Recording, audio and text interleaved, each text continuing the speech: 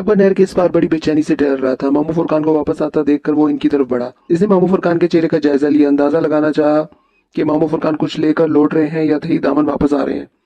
मामू फुरकान के चेहरे पर संजीदगी छाई हुई थी। जब वो पानी से गुजर कर किनारे पर आए तो अकबर ने अपना हाथ बढ़ाकर इन्हें ऊपर खींच लिया। मामू फुरकान ने मुड़कर इमली वाले बाबा को देखा। वो आंखें बंद की और आसन जमाए बैठे था। मामू फुरकान ने अकबर का हाथ थामा और बोले, आओ अकबर वापस चले। क्या हुआ मामू, क्या बात हुई? अकबर ने आकर बढ़ते हुए पूछा।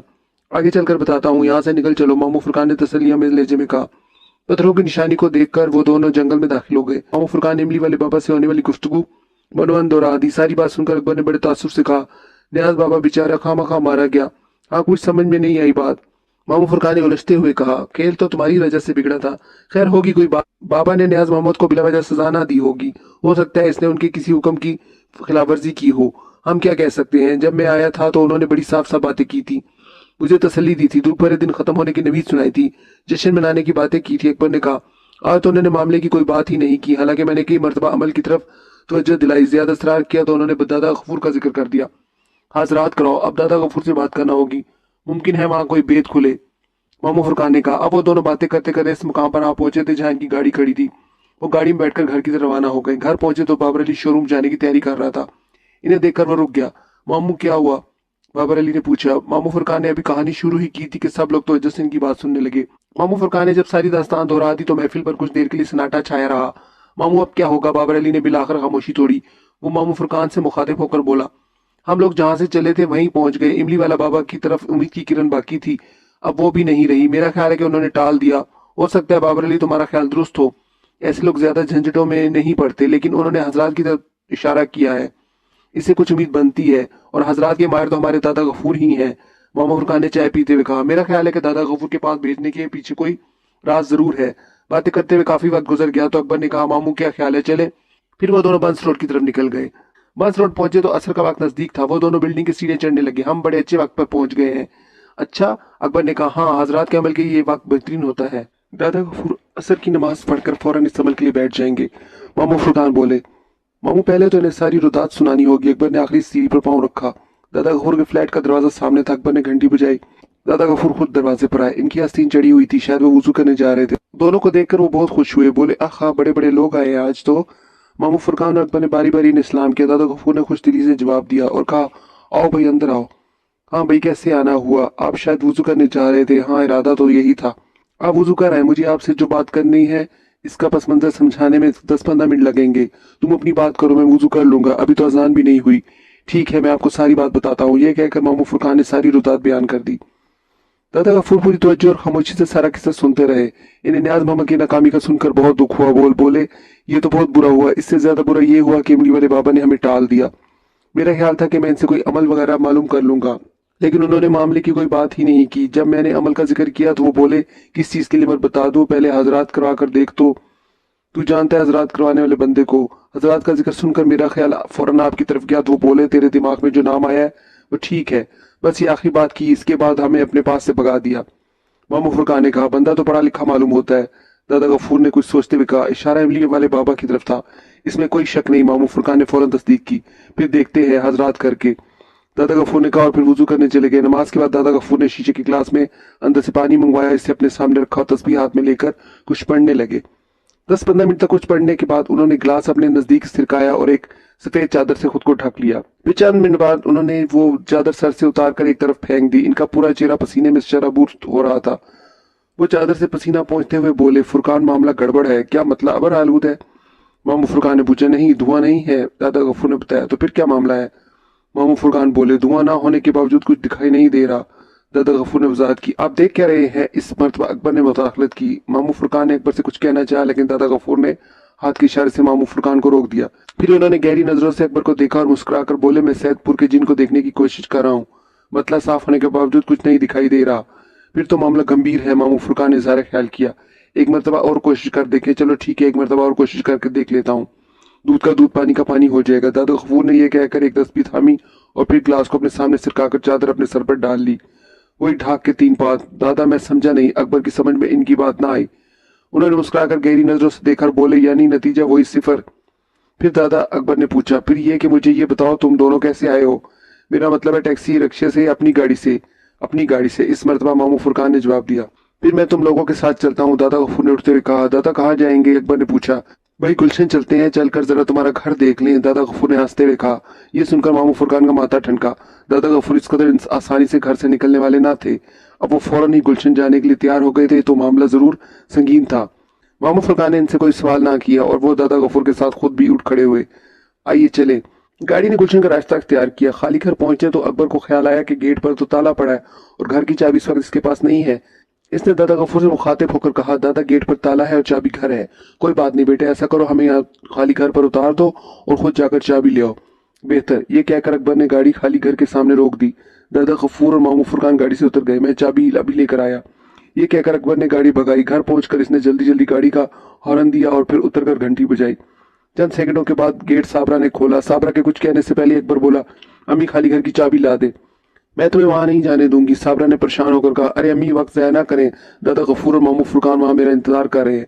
मामू और दादा वहां मौजूद हैं तो मैं लाए देती हूँ चाबी, लेकिन ये दादा गफूर किस तरह आ गए, वो तो घर से निकलते ही नहीं। अम्मी ये बातें बाद में, पहले अंदर जाकर चाबी ला दे। अच्छा लाती हूँ, ये कहकर साबरा तेजी से घर में गई। कुछ ही सेकंड में चाबी अकबर के हाथ में थी। अकबर ने चाबी जेब में डालकर गाड़ी घुमाई और तेजी से खाली घर की तरफ रवाना हो गया। दादा गफूर और मामू फुरकान इसके इंतजार में गेट पर खड़े थे। इसने जल्दी से गेट पर लगा ताला खोला और पीछे हट गया।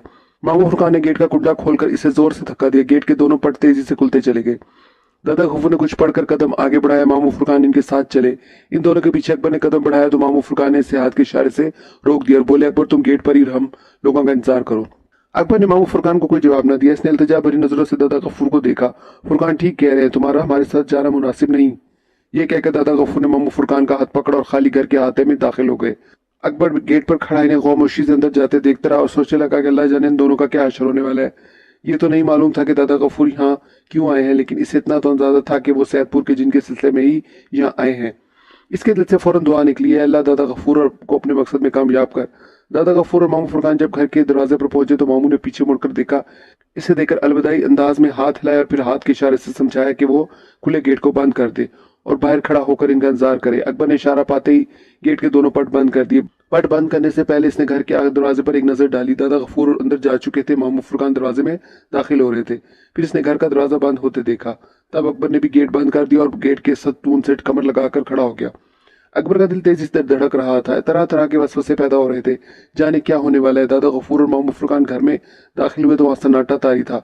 फर्श पर रेत पड़ी थी, जैसे काफी अरसे से इस घर की सफाई ना हुई हो। टीवी लॉन्च भाई भाई कर रहा था, यहाँ कोई चीज ना थी। अब इन दोनों ने एक एक कमरा देखना शुरू किया। सारे कमरे भाई भाई कर रहे थे, वीरान पड़े थे, खाली थे। बस अब एक कमरा देखना बाकी रह गया था और ये था अकबर का बेडरूम। मामू फुरकान इस घर के चप्पे चप्पे से वाकिफ थे। इन्हें मालूम था कि इसी कमरे में वो शमा मौजूद है जिसे सैदपुर के जिन ने रोशन किया था और जिसे किसी तरह भी बुझाया ना जा सका था। इन्हें मालूम था कि इसी कमरे में एक शमा और मौजूद है जो पिघल पिघल कर हड्डियों का ढांचा होती जा रही है। वो थी नीलम। नीलम का कमरा खोलने से पहले मामू फुरकान ने दादा गफूर को देखा और आहिस्ता से बोले, ये नीलम का कमरा है। अच्छा तुम पीछे हटो, मैं देखता हूँ। दादा गफूर ने आगे आते हुए कहा, मैं भी आपके साथ चलूंगा। मामू फुरकान पीछे से हटते हुए बोले। दादा गफूर ने गर्दन के इशारे से इस बात में जवाब दिया। उन्होंने कुछ पढ़ना शुरू कर दिया था। उनके होंठ तेजी से हिल रहे थे और तस्बीह के दाने उंगलियों में रक्स कर रहे थे। कुछ पढ़ने के बाद उन्होंने बंद दरवाजे पर फूंक मारी और फिर हैंडल पर हाथ रखा। मामू फुरकान को मालूम था कि दरवाजा अंदर से बंद होगा नहीं, खुलेगा, क्योंकि अब तक की रवायत से यही बात साबित थी कि सब कमरे खुल जाते थे, लेकिन ये कमरा किसी से ना खुलता था। अगर कोई इसे खोलने या अंदर झांकने की कोशिश करता तो इसका अंजाम बड़ा भयानक होता। मामू फुरकान की इस वक्त हैरत की इंतहा नहीं रही जब दरवाजा हैंडल पर हाथ रखते ही खुलता चला गया। दादा गफूर ने कमरे में दाखिल होने के बजाय दरवाजे को जोर से धक्का दिया। वो दीवार से जा लगा। कमरे में मलगजा सा अंधेरा फैला हुआ था। ये कमरा भी खाली था। मामू फुरकान ने दरवाजे पर खड़े खड़े कमरे में चारों तरफ नजरें घुमाई, लेकिन इन्हें सैदपुर के जिन की शमा कहीं दिखाई ना दी। कमरे में नीलम भी मौजूद ना थी। कमरे में वीरानी फैली हुई थी। ये क्या हुआ? मामू फुरकान हैरान थे। ये जो कुछ हुआ था इनकी तवक्को के खिलाफ हुआ था। नीलम कहाँ गई? दादा गफूर ने इस बात का कोई जवाब न दिया। इनके चेहरे पर संजीदगी तारी थी। आओ अंदर चले, दादा गफूर ने कमरे में कदम रखते हुए कहा। मामू फुरकान भी इनके साथ चले। उन्होंने आगे बढ़कर कमरे की सारी बत्तियां रोशन कर दी। कमरे में उजाला फैल गया। दादा गफूर ने कमरे के दरमियान में खड़े होकर कुछ पढ़ना शुरू किया। इनकी नजरें दरवाजे पर थी। मामू फुरकान भी खामोशी से खुले दरवाजे की तरफ देख रहे थे। दिल में एक धड़का सा था। वो सोच रहे थे कि अब काले बिल्ले की आवाज सुनाई दी कि तब सुनाई दी, लेकिन कुछ ना हुआ। फिर हर सू सन्नाटा छा रहा था। दादा गफूर ने पढ़ने के बाद अंगश्त शहादत अपने सर पर दायरे की शक्ल में घुमाई और गुस्से से बोले, कहाँ है तू? चुप क्यों गया? सामने क्यों नहीं आता? इस ललकार के जवाब में कोई ललकार सुनाई ना दी। मामू फुरकान ने ठंडा और गहरा सांस लिया और दादा गफूर को मुस्कुराकर देखते हुए बोले, क्या वो चला गया? इस घर को छोड़ गया? हाँ। दादा गफूर ने इस बात में गर्दन हिलाई। और नीलम कहाँ है? मामू फुरकान ने सवाल किया। कुछ नहीं कहा जा सकता, कभी बस अपने साथ तो नहीं ले गया, मामू फुरकान ने खदशा जाहिर किया। मुमकिन है, दादा गफूर ने सोचते हुए फिक्रमंदी से कहा। अगर ऐसा होगा तो बुरा होगा, मेरा ख्याल है कि ऐसा हो चुका है। नीलम की गैर मौजूदगी बताती है कि वो इसे अपने साथ ले गया। इमली वाले बाबा की बात अब समझ में आई। वो क्या? उन्होंने मुझे अमल बताने से आनाकानी की, तो इसकी वजह क्या थी? मामू फुरकान ने कहा। अब इस जुमले का मफहूम भी वाज़ेह हो गया जो उन्होंने इस वक्त कहा था। वो क्या? दादा गफूर ने पूछा। उन्होंने कहा था शाम तो निकल गया, अब लकीर पीटने का क्या फायदा। इन्हें सब मालूम था, इसलिए उन्होंने अमल बताने से गुरेज किया। मामू फुरकान के चेहरे से परेशानी झलकने लगी। वो बड़े तासुब से बोले, अब मामला और पेचीदा हो गया है। पहले तो ये था कि वो हमारे सामने थी, हम इसके लिए कोई ना कोई तोड़ कर सकते थे, लेकिन अब क्या करेंगे? वो यहाँ से भागा ही इसीलिए है कि हम लोगों ने इसकी नाक में दम कर दिया था, इसे सुकून से नहीं रहने दिया था। दादा गफूर ने कहा और फिर कमरे से बाहर निकल आए। मामू फुरकान ने कमरे की बत्तियां बुझा दी और खामोशी से सर झुकाए वो भी दादा गफूर के साथ बाहर आ गए। फिर वो इनके पीछे चलते हुए आहिस्ता से बोले, क्या आपको पूरा यकीन है कि सैदपुर का जिन घर छोड़ चुका है? हाँ, अब इसमें क्या शुबा हो सकता है? अगर वो यहाँ होता तो अब तक जाहिर हो चुका होता, और इस बात का किसी हद तक यकीन मुझे हजरात के अमल करके ही आ गया था। धुआं न होने के बावजूद कुछ नहीं दिखाई दे रहा था। अगर आप इजाजत दे तो घर के पीछे चक्कर लगाऊं? मामू फुरकान अभी तक तजब्जुब में थे। वो किस लिए? हो सकते नीलम वहां हो। अच्छा देख आओ, अपनी तसल्ली कर लो, मैं गेट की तरफ चलता हूँ। आप एक मिनट यहीं ठहरे, मैं जरा गार्डन में देख कर आऊँ, फिर आपसे एक जरूरी बात करनी है। वो अकबर के सामने नहीं हो सकेगी। चलो ठीक है, तुम गार्डन का चक्कर मार आओ। मामू फुरकान तेज तेज कदमों से घर के पिछले हिस्से में पहुंचे। वहां उन्होंने इधर उधर नजरें दौड़ाई, लेकिन वहां नीलम का कोई निशान नहीं था। वो शर्मिंदा शर्मिंदा से वापस आए, बोले, इधर कोई नहीं। क्या अकबर को नीलम के बारे में साफ साफ बता दे? यही बात मैं आपसे करना चाह रहा था। मेरे ख्याल में तो बता देना चाहिए, दादा गफूर ने घर के दरवाजे की तरफ बढ़ते हुए कहा। इसे बहुत सदमा होगा, मामू फुरकान ने कहा। अभी तक तो इसलिए तसल्ली थी कि नीलम खाली घर में मौजूद है, किसी भी वक्त आजाद हो सकती है। अब जब इसको ये मालूम होगा कि नीलम इस घर से जा चुकी है, और वो भी किसी नामालूम से, तो वह बेहद परेशान होगा। फिर तुम इसे क्या कहोगे? हम इसे इतना बता दें कि सैदपुर का जिन ये घर छोड़ कर जा चुका है। ये सुनकर पहला सवाल वो यही करेगा कि नीलम कहाँ है। हाँ, ये बात भी आप सही कह रहे हैं। मेरा ख्याल है कि इससे हकीकत मत छुपाओ। वो बड़े हौसले और बड़े सब्र का लड़का है, बर्दाश्त कर जाएगा। फिर हम दोनों मिलकर इसे तसल्ली दे देंगे, दादा गफूर ने कहा। वो दोनों बातें करते हुए गेट तक आ गए। गेट बंद था। बेचारा बाहर खड़ा हमारा बेचैनी से इंतजार कर रहा होगा। दादा गफूर बोले, किसी खुशखबरी का मंतजर होगा। इस लड़के की किस्मत भी खराब है, काम बनते बनते बिगड़ जाता है। मामू फुरकान ने आगे बढ़कर गेट को हिलाया। गेट बाहर से बंद था। गेट को हिलता देखकर अकबर चौंका। इसने फौरन गेट का कुंडा खोल दिया। फिर इसने दोनों पर एक ठहरा नजर डाली। दोनों सही सलामत थे। अकबर को ठीक ठाक देखकर खुशी हुई। अकबर, गेट पर में ताला लगा दो, मामू फुरकान ने कहा। अकबर ने गेट बंद करके इसमें ताला लगा दिया। इस असना में दादा गफूर और मामू फुरकान गाड़ी में बैठ चुके थे।